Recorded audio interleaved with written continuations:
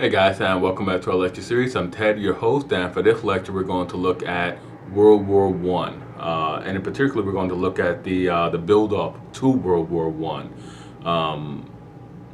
But before we do that, I'd just like to do a customary recap and just touch bases on our last lectures. So in our last three lectures, we looked at mass production, and in particular, we looked at the bicycle, which sort of provided the base foundation for interchangeable parts and sort of gave the impetus for the later automobile industry to sort of capitalize on the new availability of metal alloys. And of course, speaking of the automobile industry, we have to mention Henry Ford and of course the Model T. The Model T had to be one of the greatest consumer products of the 20th century, with over 50 million sold in about a 20-year period. The Model T, of course, was very lacking. It was only available in one color, black, and it was only available in really one make. And it retained a lot of the old features of early automobiles well into the 1920s. We also looked at advertising, and advertising sort of exploded as mass production exploded. As mass production hit the consumer market of the United States. We also looked at how celebrity endorsements were made and how celebrities sometimes found themselves unwittingly endorsing products that they had no knowledge of or no desire to endorse.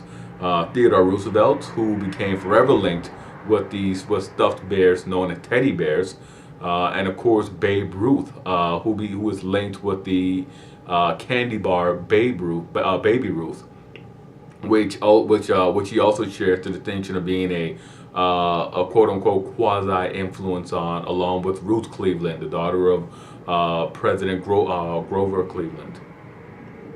And now to begin our lecture proper for today. And again, touching back on our progression of lectures, we've been seeing the United States expand as a global power. The global position, the global role of the United States, and the improvements to industrial production. These two will come together in a very horrifying exchange during the First World War. And we're looking now at the summer of 1914 and the European great powers right before they went to war. The United States early on declared its neutrality almost immediately. However, President Woodrow Wilson had favored intervening on Great Britain's behalf, on the United Kingdom's behalf, almost from the beginning.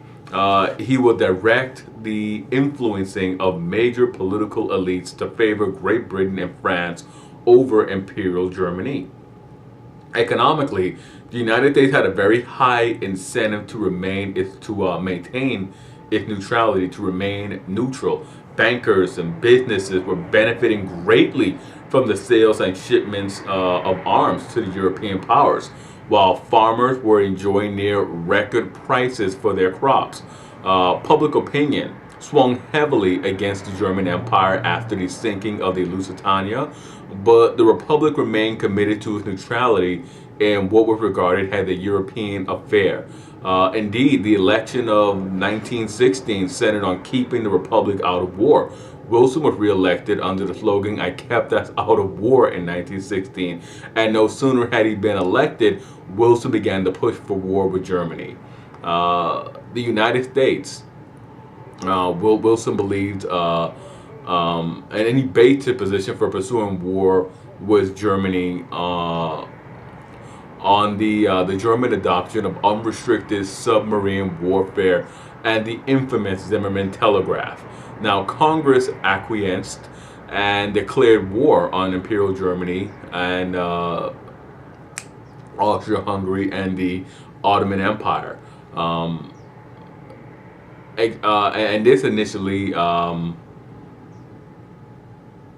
And this initially inaugurated a rather dramatic shift in the United States military history, United States military in general. Throughout the early and the Middle Republic, the armed forces were always kept quite small, and really the only time you saw any expansion of the military was during war years, during times of great need. And it was immediately met with a shrinking of the military forces when hostilities ended. It was a you could really think of the United States Army at that point, our Army and Navy, as being a small force, complemented by men when needed, as needed. Um, the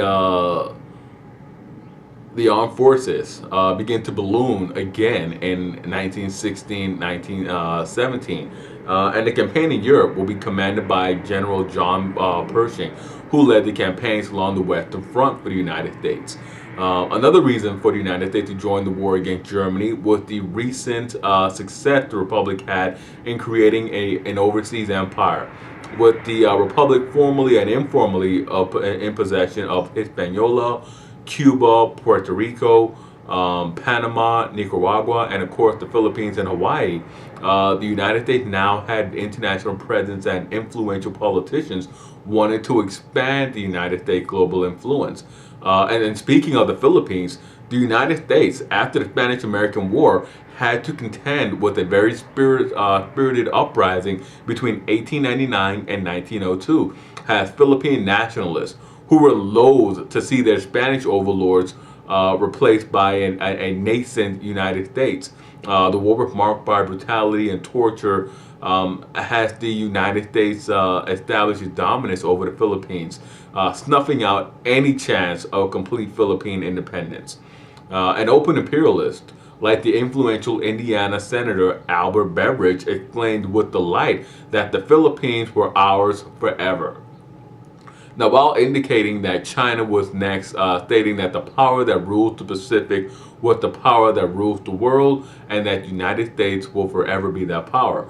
His direct quote was, "That power will forever be the American Republic," but the tone and the message was all the same.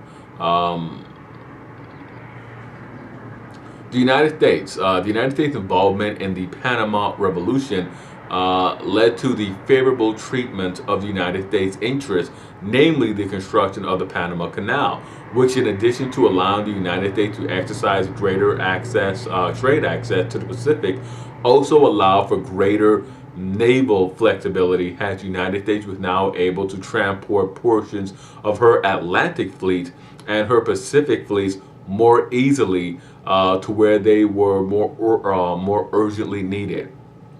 Now, this early period also saw the United States intervene in Mexico, notably in 1914 with the seizing of the city of Veracruz, in which 200 Mexicans were killed in the process. The United States also sent forces into Mexico to deal with the notorious Pancho Villa, whose career mainly saw actions in northern Mexico. And Pancho Villa, whose exploits and career really still endear him to many people.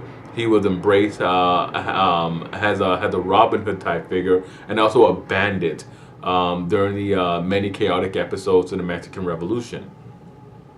Now, Woodrow Wilson was at first quite clear regarding the United States remaining neutral politically during the war.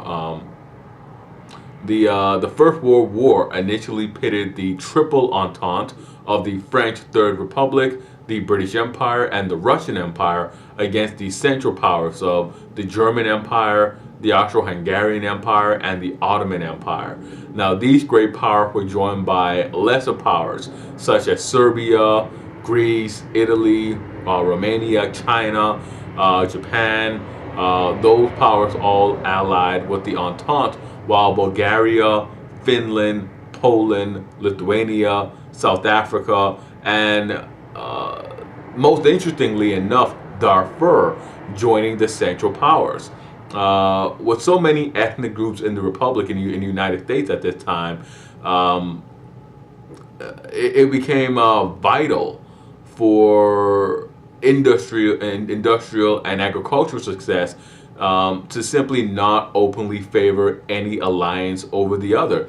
And this was also a political move, as none of the major political figures and political parties wanted to offend any ethnic group that was a member of their voting base.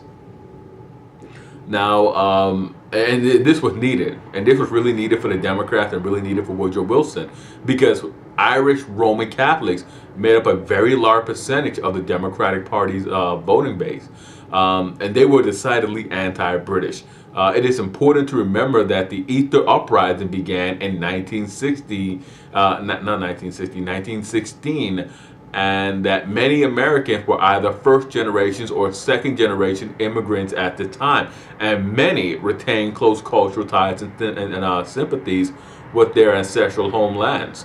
Looking at the president himself, Woodrow Wilson can be termed either a second immigrant, a second generation immigrant, or a third generation immigrant. His parents, his paternal grandparents, immigrated from County Tyrone in Ireland, and his mother immigrated from Cumbria County in the north of England. And she herself was of Scots ancestry. His personal background gave Wilson a very open, very prominent predisposition to favor the United Kingdom, to favor Great Britain. And with that, we'll end here, and we'll come back with part 2 of our look at World War I.